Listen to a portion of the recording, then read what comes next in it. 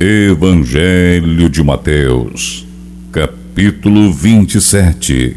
Assim que o dia amanheceu, todos os chefes dos sacerdotes e os líderes religiosos, anciãos do povo, conspiraram para condenar Jesus à morte. Então, amarrando, levaram e entregaram a Pilatos, o governador. Judas, com remorso, suicida-se. E sucedeu que Judas, seu traidor, ao ver que Jesus havia sido condenado, sentiu terrível remorso e procurou devolver aos chefes dos sacerdotes e aos anciãos as 30 moedas de prata. E declarou: pequei, pois traí sangue inocente. Mas eles alegaram: o que temos a ver com isso? Esta é a tua questão. Judas atirou então as moedas de prata dentro do templo e, abandonando aquele lugar, foi e enforcou-se. Entretanto, os chefes dos sacerdotes ajuntaram as moedas e comentaram: é contra a lei depositarmos esse dinheiro no cofre das ofertas, pois foi obtido a preço de sangue. Mas concordaram em usar aquelas moedas de prata para comprar o campo do oleiro e formar um cemitério para estrangeiros.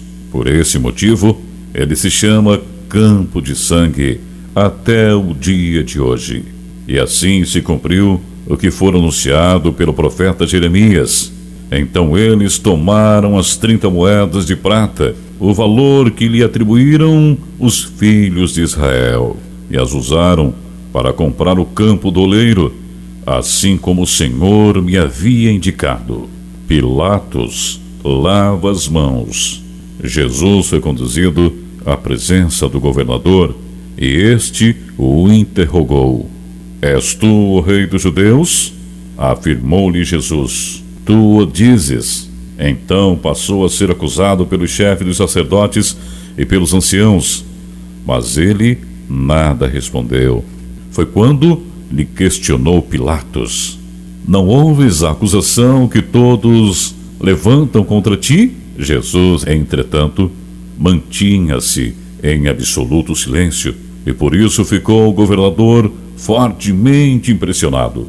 Contudo, por ocasião da festa, era costume do governador dar liberdade a um prisioneiro escolhido pelo povo. Detinham eles, naqueles dias, um criminoso muito conhecido de todos, chamado Barrabás. Então Pilatos dirigiu-se à multidão que ali se havia reunido e lhes propôs: a quem desejais que eu vos solte? A Barrabás ou a esse Jesus, que é chamado de Messias? Isso porque tinha conhecimento de que o haviam entregado por inveja. E aconteceu que, estando Pilatos sentado no trono do tribunal, sua esposa lhe enviou a seguinte mensagem: não faças nada contra este homem inocente, pois hoje, em sonho, muitas coisas sofri por causa dele. Todavia os chefes dos sacerdotes e os anciãos influenciaram a multidão para exigir o livramento de Barrabás e a execução de Jesus. Então o governador entregou à multidão o dilema: qual dos dois homens quereis que eu vos deixe livre? Exclamaram eles: Barrabás. Pilatos ainda questionou-lhes: se assim é, que farei de Jesus, que é chamado Messias? Bradaram todos: crucifica-o. Outra vez Pilatos insistiu: por quê? Que crime cometeu este homem? Apesar de tudo, a multidão esbravejava ainda mais furiosa: crucificam-o. Percebendo Pilatos que não conseguia demover o povo, mas ao contrário, um princípio de tumulto já era visível, ordenou-lhe que trouxessem água, lavou as mãos diante da multidão e exclamou: estou inocente do sangue deste homem justo. Esta é uma questão vossa. E todo o povo respondeu: caia sobre nossas cabeças o seu sangue e sobre nossos filhos. Diante disso, Pilatos soltou-lhes Barrabás, mandou que Jesus fosse flagelado e o entregou para ser crucificado.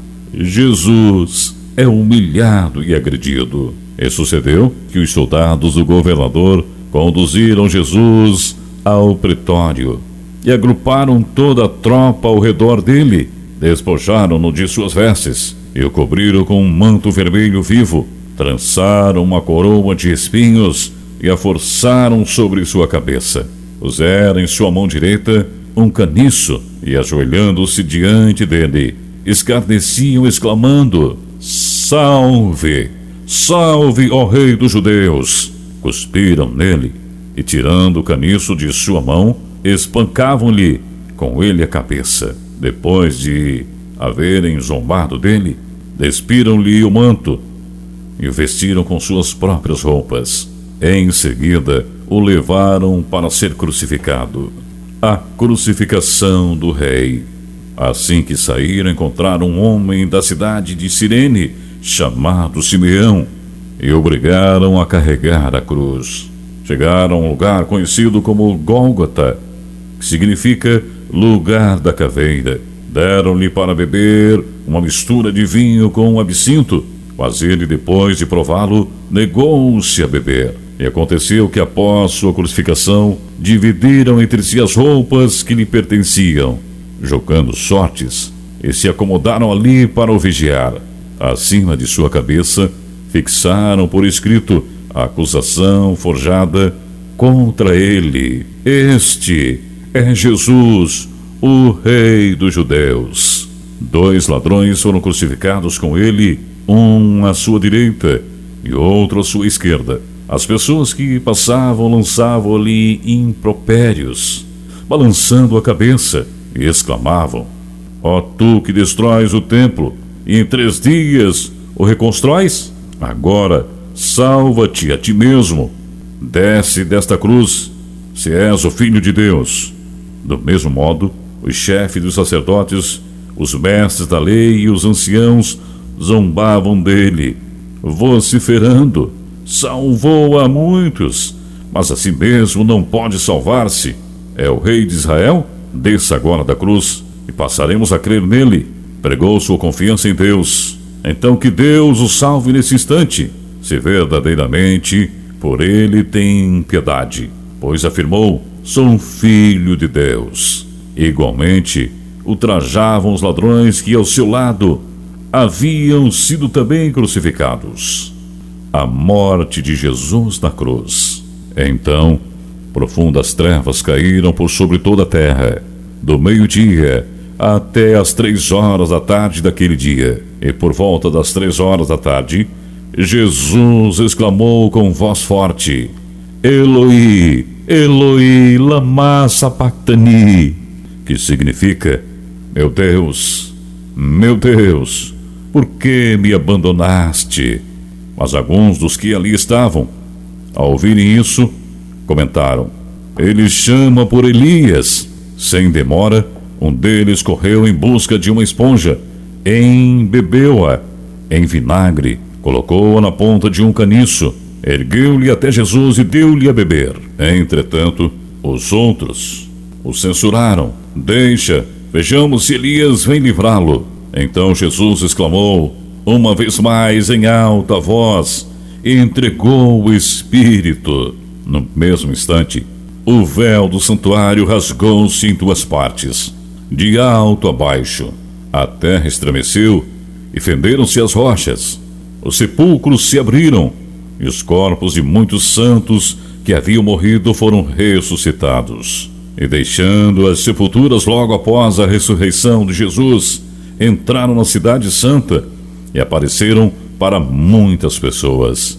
E aconteceu que o centurião e os que com ele vigiavam a Jesus, vendo o terremoto e tudo o que se passava, foram tomados de grande pavor e gritaram: É verdade, este era o Filho de Deus.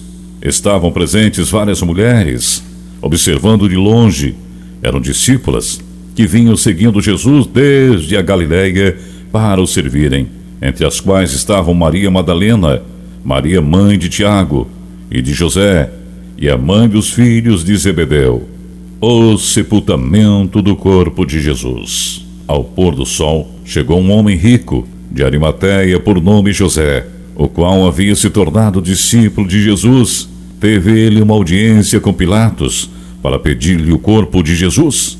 E Pilatos ordenou que lhe fosse entregue. Então, José tomou o corpo e o envolveu com um lençol limpo de linho, e o colocou em um sepulcro novo, o qual ele próprio havia mandado cavar na rocha, e fazendo rolar uma grande pedra sobre a entrada do sepulcro, retirou-se.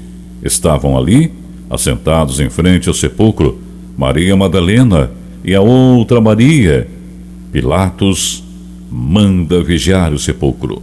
No dia seguinte, isto é, no sábado, reuniram-se os principais sacerdotes e os fariseus e foram até Pilatos e argumentaram: Senhor, recordamo-nos de que aquele enganador, enquanto vivia, prometeu: passado 3 dias ressuscitarei. Manda, portanto, que o sepulcro dele seja guardado até o 3º dia, para que não venham seus discípulos e, raptando o corpo, proclamem ao povo que ele ressuscitou de entre os mortos. E esta derradeira fraude cause mais dano do que a primeira.